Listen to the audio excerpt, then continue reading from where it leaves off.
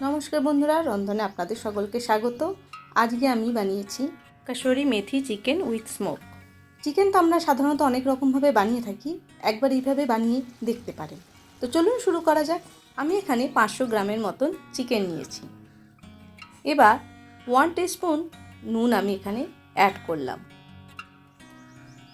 1 teaspoon আমি হলুদ গুঁড়ো দিলাম, আর 1 টিস্পুন আমি এখানে গুঁড়ো লঙ্কা দিলাম। আমি এখানে কাশ্মীরি লঙ্কা গুঁড়োটা ব্যবহার করেছি। আর দেব 3 টিস্পুন টক দই, আর 1 টিস্পুনের মতন আমি কাসুরি মেথি দিয়ে দিলাম, আর 2 টিস্পুনের মতন আদা রসুনের পেস্ট দিলাম। দিয়ে ভালো করে মাখিয়ে নেব।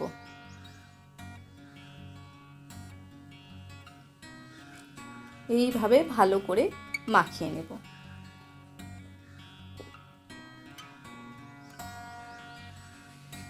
মাখিয়ে নিয়ে আমি কিছুক্ষণের জন্য রেখে দেব, এই 10 থেকে 15 মিনিটের মতন। আমি এখানে রান্নাটা মাটির কড়াইতেই করছি, আপনারা অন্য বাসনেও রান্নাটা করতে পারেন। এবার আমি কড়াতে 3 টেবিল স্পুনের মতন রিফাইন্ড অয়েল নিলাম। তাতে 2টো এলাচ দিলাম, একটা দারচিনি বড় দিলাম, তাকে ভেঙে টুকরো করে দিয়েছি, আর 4টে লবঙ্গ দিলাম, আর 2টো শুকনো লঙ্কা দিলাম, আর 1 টিস্পুনের মতন গোটা জিরে দিলাম। এইগুলো হলো আমার ফোড়নে গেল। আমি এখানে 3টে মিডিয়াম সাইজের পেঁয়াজ ছোট করে কেটে রেখেছি, সেটা দিয়ে দিলাম। আর পেঁয়াজটা যাতে ভালোভাবে সেদ্ধ হয় তার জন্য আমি এখানে স্বাদ মতন নুন দিলাম।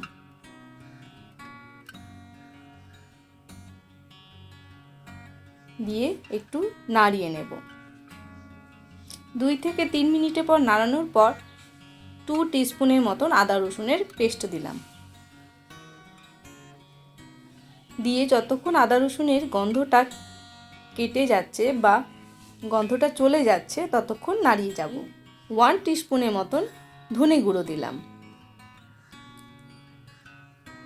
দিয়ে ভালো করে মিক্সড করে নিচ্ছি। এবার হাফ টিস্পুনের মতন হলুদ গুঁড়ো আর লাল গুঁড়ো লঙ্কা দিয়ে দিলাম।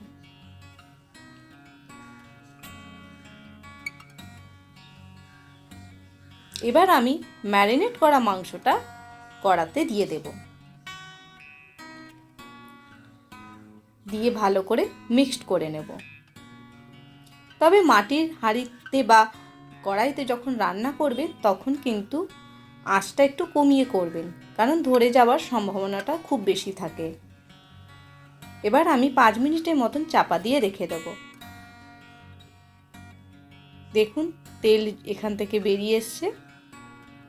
এবার ভালো করে মাংসটা আমি কষতে থাকবো। মাটির কড়াইতে যাতে মশলাটা লেগে না যায় তার জন্য আমি 2 কাপের মতন জল দিলাম। আমি মাংসটা যে পাত্রে ম্যারিনেট করেছি তাতেই 2 কাপের মতন জল দিয়ে সেই জলটাই আমি মাংসের মধ্যে দিয়ে দিলাম। দিয়ে আবার 5 মিনিটের মতন চাপা দিয়ে রেখে দেব। মাংস প্রায় সেদ্ধ হয়ে গেছে দেখুন। এবার আমি এর মধ্যে 10 থেকে 15টা কাজু বেটে রেখেছি, সেটা দিয়ে দেব।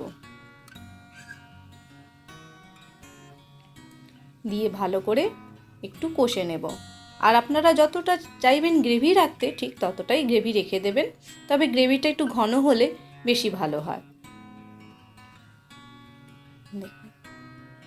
এইভাবে নাড়িয়ে যেতে হবে। আর মাটির পাত্রে রান্না করার জন্য এর মধ্যে স্মোকি ভাবটা নিজে নিজেই চলে আসবে। এবার সবশেষে আমি 1 টিস্পুনের মতন কাসুরি মেথি হাতে একটু ঘষে নিয়ে ওপর থেকে দিয়ে দেব, আর চাপা দিয়ে রেখে দেব। তারপরে আপনারা এটা গরম ভাতে বা পরোটা যার সাথেই পরিবেশন করুন, দুর্দান্ত খেতে লাগবে। তাহলে বন্ধুরা আজকের রেসিপি কেমন লাগলো? যদি ভালো লেগে থাকে বাড়িতে অবশ্যই ট্রাই করবেন, আর বন্ধু বান্ধবদের কাছে শেয়ার করবে। আর আমার চ্যানেলকে যারা নতুন দেখছেন তাদের কাছে অনুরোধ রইল চ্যানেলটিকে সাবস্ক্রাইব করে দেওয়ার জন্য। তাহলে আজকে এই পর্যন্তই, পরবর্তীকালে আবার কোনো নতুন ভিডিও নিয়ে হাজির হব। ততক্ষণের জন্য বিদায় নিচ্ছি। ভালো থাকবেন, সুস্থ থাকবেন, সাবধানে থাকবেন। ধন্যবাদ।